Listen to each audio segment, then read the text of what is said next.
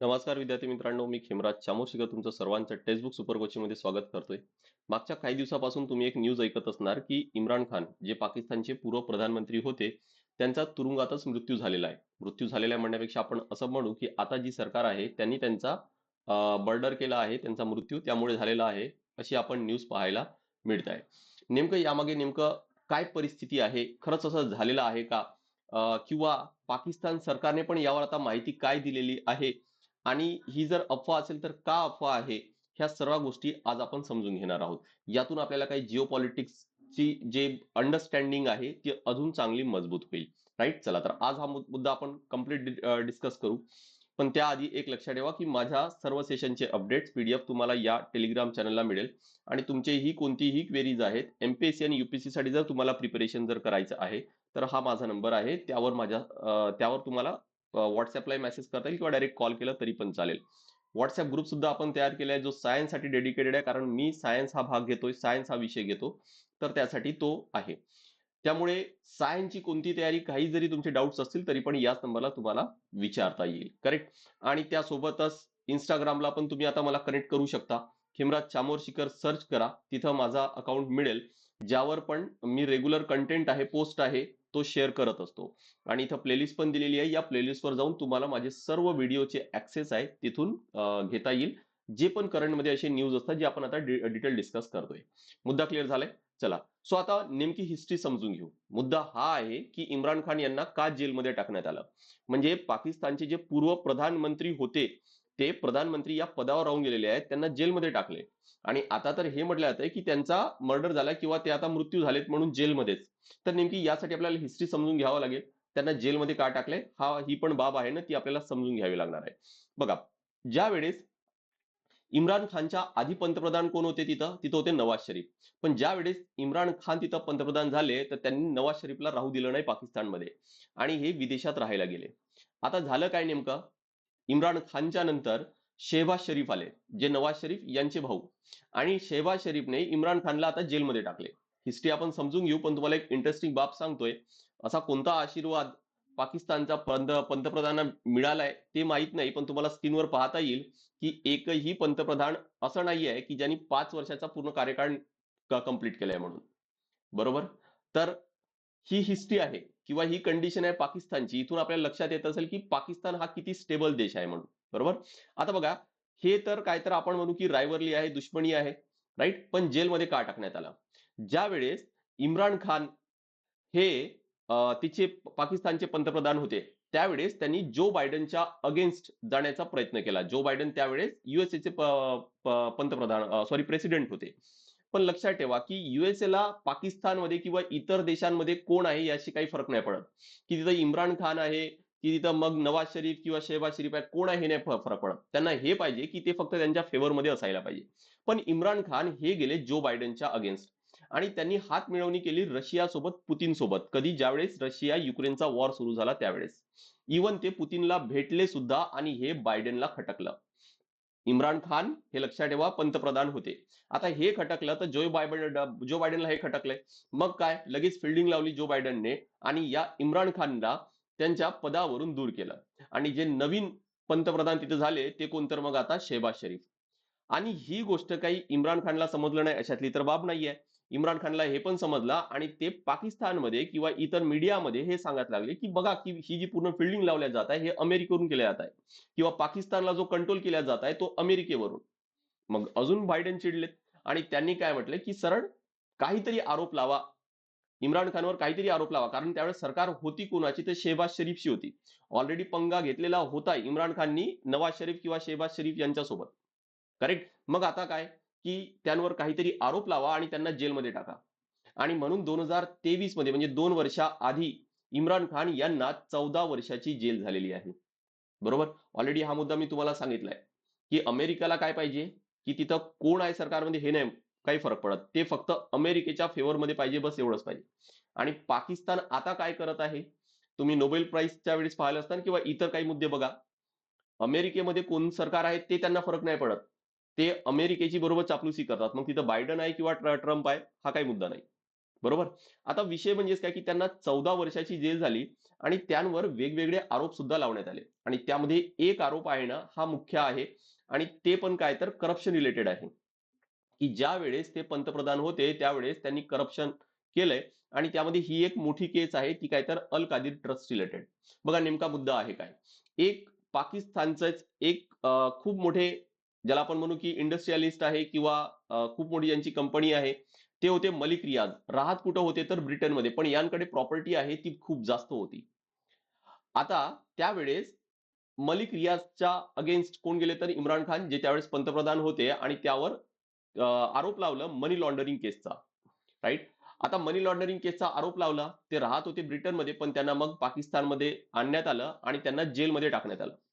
आता ते जेलमधून निघता कसं येणार, तर ऑब्व्हियस आहे की पैसा द्या आणि जेलमधून निघा. तर इम्रान खानवर हे आरोप लावण्यात आले की त्यांनी मलिक रियाज कडून खूप सारा पैसा घेतला, खूप सारी जमीन सुद्धा घेतली. बरं, घेतली तर घेतली. आता ती जी जमीन आहे किंवा तो जो पैसा आहे तो सरळ जायला पाहिजे गव्हर्नमेंटच्या तिजोरीमध्ये. पण इम्रान खानने केलं काय तर एक अल कादिर ट्रस्ट तयार केला. आणि हा ट्रस्ट म्हटलं की कोणासाठी आहे तर गर्ल्स एज्युकेशनसाठी असेल म्हणून, म्हणजेच मुलींच्या शिक्षणासाठी असेल. आणि या ट्रस्टच्या अंतर्गत काही 30-40 मुलींना शिकवलं पण असणार. पण पैसा खूप सारा आलेला होता मलिक रियाज कडून. आता हा पैसा, बरं विशेष म्हणजे अजून एक हे लक्षात ठेवा की या ट्रस्टचे जे ट्रस्टी होते ते कोण होते, इम्रान खान स्वतः होते. इम्रान खान यांची वाईफ पण होती आणि वाईफची एक फ्रेंड सुद्धा होती. राईट. आता ज्या वेळेस ह्या सर्व पैसा वगैरे ट्रान्सफर झाला आणि परत कोणतर शेहबाज शरीफ आता तिथं पंतप्रधान बनलेले आहेत, त्यावेळेस त्यांच्यावर हा आरोप लावत आहे की ट्रस्टचा जो पैसा आहे त्यांनी स्वतःच्या कामासाठी वापरला, किंवा बराचसा पैसा आहे ट्रस्टमध्ये न येता तो त्यांच्या स्वतःच्या अकाउंटमध्ये किंवा स्वतःकडे ट्रान्सफर केलाय. हा असा पूर्ण करप्शनचा आरोप आहे. राईट. इवन त्यांनी लक्षात ठेवा की मलिक रियाजने लँड सुद्धा दिलेली होती या ट्रस्टच्या नावाने, आणि खूप सारा पैसा आहे तो इम्रान खानला ट्रान्सफर केलेला होता.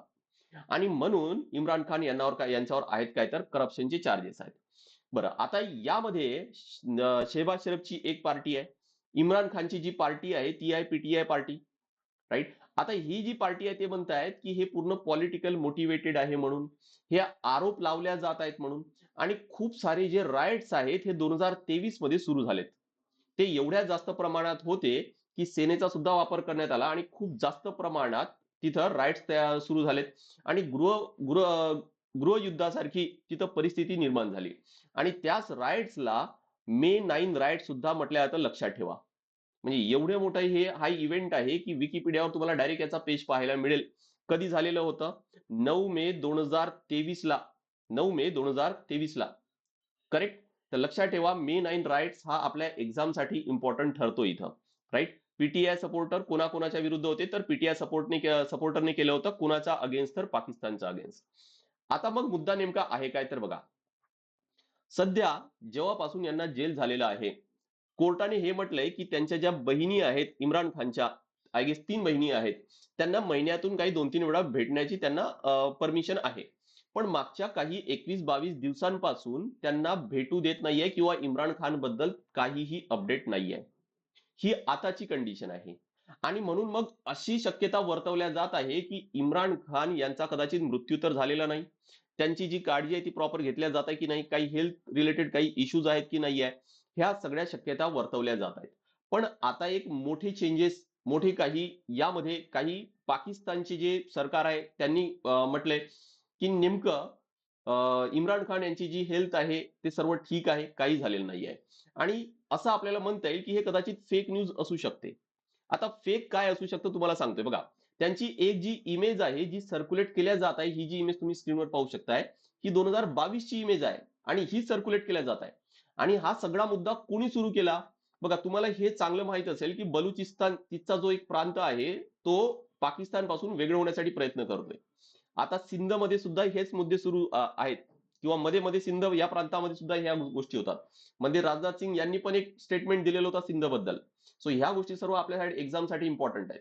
सो जे फॉरेन अफेअर, बघा ministry of foreign affair Balochistan असा एक ट्विटर हँडलर होता, यांनी सर्वात आधी काय तर हा मुद्दा उचलून धरला. पण ज्यावेळेस चौकशी केली तर हे लक्षात आले की अरे, हा जो आहे ना हा पाकिस्तान मधला अकाउंट नाहीये, हा नॉर्थ अमेरिकेतला आहे. म्हणजे कुठेतरी हा फेक अकाउंट आहे आणि त्यातून त्यांनी काय तर हा पूर्ण पसरवलेला आहे. राईट. बरं, त्यातल्या त्यात अजून एक मुद्दा सांगतोय की जे सरकार आहे पाकिस्तानची सरकार, त्यांनी काय म्हटलंय बघा, की पाकिस्तानचे माजी पंतप्रधान इम्रान खान आदिल या तुरुंगात अ, पुरवल्या जाणाऱ्या परिस्थिती आणि सुविधांबद्दल प्रश्न उपस्थित होत आहे. याबाबत आता माहिती समोर आलेली आहे. रावळपिंडीतील आदिल या तुरुंगाच्या प्रशासनाचे स्पष्ट केले आहे, की पीटीआयचे संस्थापक इम्रान खान यांचे निधन झालेले नाही. म्हणजे आता सरकारनेच, पाकिस्तानच्या सरकारने म्हटलंय, की निधन झालेले नाहीये. तर आपल्याला कदाचित याला जेन्युइन सोर्स म्हणता पण येईल, पण शेवटी तो पाकिस्तान आहे. पुढे म्हटलंय, की यांची प्रकृती उत्तम आहे. प्रशासनाने म्हटले आहे, की इम्रान खान यांची प्रकृतीबद्दल पसरवल्या जाणाऱ्या बातम्या पूर्णपणे खोट्या आहेत. इम्रान खान यांना सर्व आवश्यक वैद्यकीय सुविधा पुरवल्या जात आहेत, असंच तिच्या सरकारने म्हटलंय. बरं, मग प्रश्न हा पण पडतो, की नेमकं असं का, अशा का फेक न्यूज पसरवल्या गेलेल्या असतील? तर एक मुद्दा इथं क्लिअर करा, की मागच्या काही दिवसांपासून इम्रान खानच्या बहिणींना त्यांना भेटू देत नाहीये. नेमकी त्यांची हेल्थ कंडिशन काय आहे, त्यांचे काही अपडेट्स हे आता मीडियामध्ये येऊ देत नाहीयेत. याआधी ते रेग्युलर येत होते, बहिणी भेटू शकत होत्या, पण आता काय तर ते होऊ देत नाहीये. मग पाकिस्तान सरकार काही असं काही मोठं प्लॅन करत आहे का? ही शक्यता तर आहे, आपल्याला असं म्हणता येईल. कारण तिच्या एका मिलिटरी लीडरने या आधी पण हे म्हटलंय, की इम्रान खानला मारून टाकायला पाहिजे म्हणून. हा स्टेटमेंट आहे तिच्या एका मिलिटरी लीडरचा, राईट? मग असं का केलं असणार आता हे सर्व फेक न्यूज वगैरे? तर एक चान्सेस हे आहे, की तिच्या गव्हर्नमेंटवर प्रेशर क्रिएट करण्यासाठी, की तिथं काहीतरी करून जी आता जी सत्तेमध्ये जी सरकार आहे, जे शेहबाज शरीफ वगैरे आहे, आणि मेन काय तर जे आसिम मुनीर आहे मिलिटरीचे हेड, किंवा आता जे पूर्ण तिथं मिलिटरी हँडल करतायत, है ना? तर हे सर्व मिळून काय तर हे चालवत आहे. तर त्यांवर प्रेशर क्रिएट करण्याचा हा मुख्य एक डाव असू शकतो, असं म्हटलं जात आहे. कारण इम्रान खान यांचा सोशल मीडिया प्रेझन्स आहे आणि नेटवर्क आहे, हा खूप स्ट्रॉंग आहे. आणि त्याचाच वापर करून इथं असं म्हटलं जात आहे, की प्रेशर कुठतरी गव्हर्नमेंटवर आहे, तो क्रिएट केला जात आहे. तर ह्या सर्व शक्यता आहे. इथून तुमचा मुद्दा आहे तो लक्षात आलं असेल, की नेमकी केस काय आहे. अमेरिका आणि पाकिस्तान यांमध्ये रिलेशन कसे आहेत आणि कसे असायला पाहिजे, रशिया सोबत कसे आहेत, याबद्दल सुद्धा तुम्हाला एक आयडिया आली असेल. बरोबर? आणि पाकिस्तानची कंडिशन आपल्याला बऱ्यापैकी माहित आहे. या मुद्द्यावरून अजून चांगलं लक्षात येते, की पाकिस्तानमध्ये काय काय होऊ शकतो म्हणून. बरोबर? आता नेमकं त्यांचा खरंच मृत्यू झालेला आहे की नाही आहे, हे तर ज्यावेळेस काही कन्फर्म न्यूज येईल, कुठलं काही इंटरव्ह्यू आहे किंवा काही छोटासा क्लिप आहे, हा मीडियामध्ये येईल इम्रान खानचा, त्यावेळेस काय तर आपल्याला ते म्हणता येईल, किंवा त्यांच्या बहिणी आहेत त्या शुअर सांगतील, की नाही इम्रान खान ठीक आहेत वगैरे. तर आपण मान्य करू शकतो. पण नक्कीच आपल्याला हे फॉलो तर करायलाच पाहिजे न्यूज. यस, आय होप हे क्लिअर झालं असणार. असेच रेग्युलर व्हिडिओ पाहण्यासाठी आपला जो टेक्स्टबुकचा युट्यूब चॅनल आहे त्याला नक्कीच सबस्क्राईब करा. जर तुम्हाला व्हिडिओ आवडत असतील, आपण एक नवीन सिरीज सुरू केलेली आहे. मी प्रयत्न करतोय, की रोज तुम्हाला एक दोन टॉपिक तरी मिळायला पाहिजेत. त्यामुळे व्हिडिओ नक्की लाईक करा, शेअर करा. तुमचे जे विचार आहेत ते नक्की कॉमेंट सेक्शनमध्ये मला कळवा. बाकी तुम्हाला एक्झाम रिलेटेड कोणतेही क्वेरीज असतील, इव्हन सिलेबस पासून, कारण पहिला टप्पा तर आपल्या परीक्षेचा सिलेबस आहे. त्यामुळे एमपीएससी किंवा युपीएससी कोणत्याही परीक्षा जरी सिलेबस रिलेटेड जरी कोणता काही प्रॉब्लेम असेल, डाऊट्स असतील, सिलेबस जरी नसेल, स्ट्रॅटेजी काय आहे, बॅच कोणती आहे ना, सर्वांसाठी माझ्या या नंबरला कॉन्टॅक्ट करता येईल. सोबत इथं गुगल फॉर्म दिलाय, हा गुगल फॉर्म भरून सुद्धा तुम्हाला बॅचची पूर्ण माहिती मिळवता येईल. आणि ही फाईल लगेच मी या टेलिग्राम चॅनलला शेअर करतोय. सोबत बघा, की आपला टेक्स्टबुकचा जो टेलिग्राम चॅनल आहे इथं दिलेला आहे, यावर टेक्स्टबुकच्या सर्व सेशनचे अपडेट्स आहेत, पीडीएफ आहेत, ते मिळतील. बॅच आपल्याकडे आहे काय तर यशोदे बॅच आहे, जी एमपीएससी आणि युपीएससी साठी आहे. यामध्ये आपण बेसिक पासून कव्हर करू, म्हणजे एनसीआरटी पासून कव्हर करू. फर्स्ट मेंटरशिप सुद्धा आहे आणि 18 बुक सुद्धा इथं तुम्हाला मिळत आहे. म्हणजे आपण असं म्हणू, की एक कम्प्लीट बॅच आहे. सोबत आपल्याकडे हिस्ट्री आणि पीएसआयआर सारखे ऑप्शन सुद्धा सुरू झालेले आहेत. बरं, आपली प्रत्येकच बॅच ही लाईव्ह प्लस अनलिमिटेड रेकॉर्डेड स्वरूपात असेलच. EMI facility, no cost EMI प्रत्येक बॅचवर आहे आणि भरपूर डिस्काउंट सुद्धा तुम्हाला मिळेल. ठीक आहे. आता फायनल फीस किती असणार आणि ईएमआय दर महिन्याला किती भरावे लागेल, त्यासाठी माझ्या नंबरला कॉन्टॅक्ट करता येईल तुम्हाला. करेक्ट? बरं, या बॅच मध्येच लक्षात ठेवा, की आता गॅरंटीड सिलेक्शन प्रोग्राम सुरू झालेला आहे. यामध्ये तुम्हाला गॅरंटी दिल्या जाते तुमच्या सिलेक्शनची, अदरवाईज 100% फीज रिफंड आहे. आणि सिलेक्शन झालं तर 1,00,000चं कॅश प्राइज आहे. आपण हे कसे अचीव्ह करणार आहोत? तुम्हाला लाईव्ह प्लस रेकॉर्डेड क्लासेस तर मिळतातच. सोबत विशेष म्हणजे लक्षात ठेवा, की मेंटॉरशिप प्रोग्राम आहे. रोज तुमची ऑनलाईन मीटिंग होणार तुमच्या मेंटॉर सोबत. सोबत तुम्हाला मॉडेल आन्सर्स आहेत ते प्रोव्हाइड केले जातात, जे युपीएससीचे आहे. कारण आता पॅटर्न कंप्लीट चेंज झालेला आहे, सेम युपीएससी सारखा झालेला आहे एमपीएससीचा. ऑफलाईन मॉक टेस्ट आहे, त्यानंतर वीकली रिपोर्ट्स आहेत, ह्या सर्व बाबी आहेत ते तुम्हाला या बॅचमध्ये मिळतीलच. सोबत मेन्सचा आपल्याकडे क्रॅश कोर्स आहे. 2025 आणि 2026च्या विद्यार्थ्यांनी सुद्धा हे जॉईन करता येईल, कारण हीच खरी वेळ आहे मेन्सची तयारी करायची.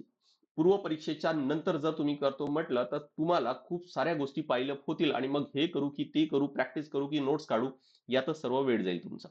म्हणून मी तर रिक्वेस्ट करतोय की मेन्सची तयारी आताच करून ठेवा. याच 2-3 महिन्यामध्ये. करेक्ट? ऍटलीस्ट जे छोटे छोटे विषय आहेत फक्त मेन्सला आहेत, त्याचे तरी तुमचे ऍटलीस्ट सोर्स आहेत आणि नोट्स आहेत ते रेडी तरी असायला पाहिजे. म्हणजे पूर्व परीक्षेच्या नंतर तुमचं फक्त रिव्हिजन, प्रॅक्टिस त्याच गोष्टी असतील. सोबत ग्रुप बी ग्रुप सी ची पण बॅच आहे आपल्याकडे. प्री आणि मेन सर्व यामध्ये कव्हर केल्या जाईल. पण मी तर तुम्हाला रिकमेंड करणार की बेटर आहे की यशोदे जी बॅच आहे ती जॉईन करा. कारण एका वर्षातून तुम्ही 4 परीक्षा सहज कॉन्फिडेंटली देऊ शकता. राज्यसेवा पण, ग्रुप बी पण, ग्रुप सी पण आणि युपीएससी सुद्धा. कारण युपीएससीचा आणि एमपीएससी राज्यसेवा सिलेबस सेम आहे. आय होप की क्लिअर झालं असणार. स्क्रीनवर माझा नंबर आहे. कोणतीही क्वेरीज आहेत त्यावर डायरेक्ट कॉन्टॅक्ट करता येईल. Yes, so this is all from my side. Thank you very much.